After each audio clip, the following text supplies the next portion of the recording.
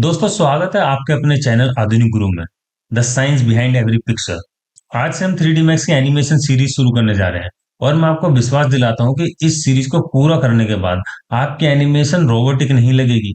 आज के इस चैप्टर में हम जानेंगे कि आखिर एनिमेशन होती क्या है, फ्रेम्स क्या होते हैं, FPS क्या होता है और हमारी आंखें किन चीजों को चलता हुआ देखती हैं।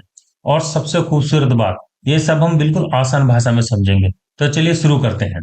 सबसे पहले एक बात समझ लीजिए, एनिमेशन का मतलब है किसी भी चीज में जान डाल देना। लेकिन डिजिटल दुनिया में इसका साइंटिफिक परिभाषा भी है। टाइम के साथ किसी ऑब्जेक्ट की किसी भी प्रॉपर्टी में बदलाव लाना, बस यही एनिमेशन है। आप पोजीशन बदलो तो एनिमेशन, आप रोटेशन बदलो तो एनिमेशन, आप साइज बदलो तो एनिमेशन, यहाँ तक कि ऑब्जेक्ट का कलर बदलना भी एनिमेशन है। यानी मोशन प्लस टाइम ही एनिमेशन है।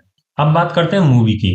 हम बचपन में सुनते हैं मूवी मतलब मूविंग पिक्चर, लेकिन यह सच नहीं है। पिक्चर चलती नहीं है क्योंकि वो तो इमेज होती है। मूवी एक्चुअली रुकी हुई इमेज का एक बड़ा सा बंडल है। हर फ्रेम एक अलग स्टैटिक इमेज है। सॉफ्टवेयर उन्हें इतनी तेजी से चलाता है कि वो चलने जैसा दिखते हैं। अब सवाल यह है कि हमें ये सचमुच चलता हुआ क्यों दिखाई देता है। दरअसल ह्यूमन आई की एक सीमा होती है। यह एक सेकंड में लगभग 16 स्टैटिक इमेज से ज्यादा पहचान नहीं पाती। अगर एक सेकंड में 16 इमेज से ज्यादा बदलें तो आंखें उन सबको कंटिन्यूअस मूवमेंट मान लेती है। इसे कहते हैं परसिस्टेंस ऑफ विजन। यानी आंखें थोड़े समय के लिए पिछली इमेज याद रखती है। इसलिए जब इमेज तेजी से बदलते हैं तो हमें लगता है ऑब्जेक्ट स्मूथली मूव कर रहा है। फ्लिप बुक याद है आपको? वही साइंस यह भी काम करता है। अब आते हैं सबसे इंपॉर्टेंट पॉइंट पर, FPS।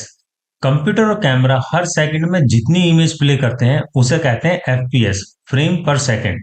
सिनेमा 24 FPS पर चलता है क्योंकि ह्यूमन आई को स्मूथ मूवमेंट के लिए मिनिमम 24 फ्रेम की आवश्यकता होती है। YouTube पर 30 FPS और 60 FPS इसलिए मिलते हैं क्योंकि डिजिटल स्क्रीन का रिफ्रेश रेट ज्यादा होता है। FPS जितना ज्यादा, मोशन उतना स्मूथ। FPS कम, मोशन रिजिड और रोबोटिक। अब आते हैं 3D मैक्स की दुनिया में, जहां हम टाइमलाइन और फ्रेम के बारे में जानेंगे। टाइमलाइन बेसिकली एनिमेशन का कैलेंडर है। फ्रेम उस कैलेंडर की तारीख है।